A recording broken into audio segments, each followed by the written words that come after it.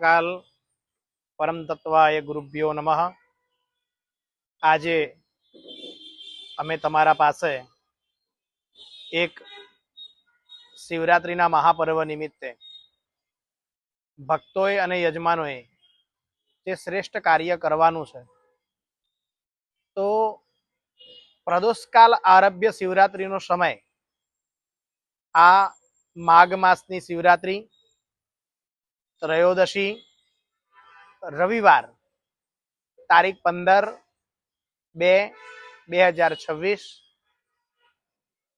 તો એ દિવસે ભગવાન શિવજીના આરાધના માટેનું એક ઉત્તમ કાર્ય છે, જે કાર્ય કરવાથી આત્મકલ્યાણ, શિવ એનો સંસ્કૃત શબ્દ છે કલ્યાણ, અને પોતાનું કલ્યાણ કરવા માટે વધારે નહીં પણ યથા યોગ્ય સમય જે રાત્રિના 4 પ્રહર છે, એ પ્રહરની અંદર મૌન ધારણ કરી અને ભગવાનની આરાધના કરવી, ભગવાનના નામ જપ કરવા, જેની અંદર પંચાક્ષર મંત્ર પુરુષોએ કરવો હોય તો રીમ નમઃ શિવાય, બ્રાહ્મણ પુરુષોએ કરવો હોય તો ઓમ નમઃ શિવાય, અને સ્ત્રીઓએ કરવો હોય તો શિવાય નમઃ એના જપ કરવા। વિશેષની અંદર આ પૂજાની અંદર દૂધ, તલ, પંચામૃત, ઇત્તરવાળું જલ વગેરે વગેરેથી મહાપૂજા કરી શકાય છે।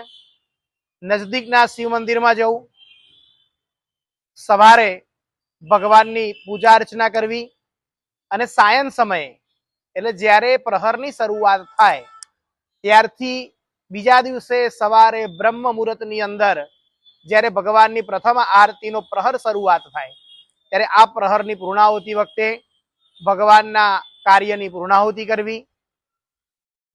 4 પ્રહરની અંદર ભગવાનનું ધ્યાન ધરવું। શિવ એનું ઉત્પત્તિ જે દિવસ છે એ શિવરાત્રિ છે।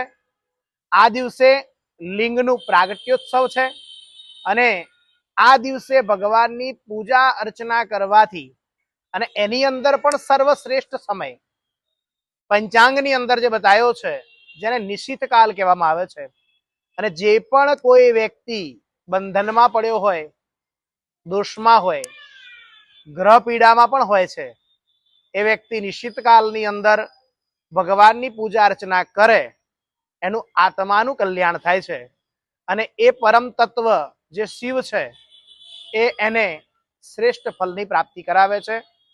નિશ્ચિત કાલનો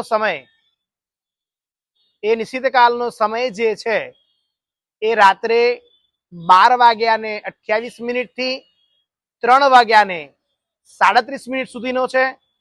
જો બને તો પૂરા દિવસમાં પણ પૂજા ન થઈ શકે તો એ સમયમાં ભગવાનની પૂજા કરવી।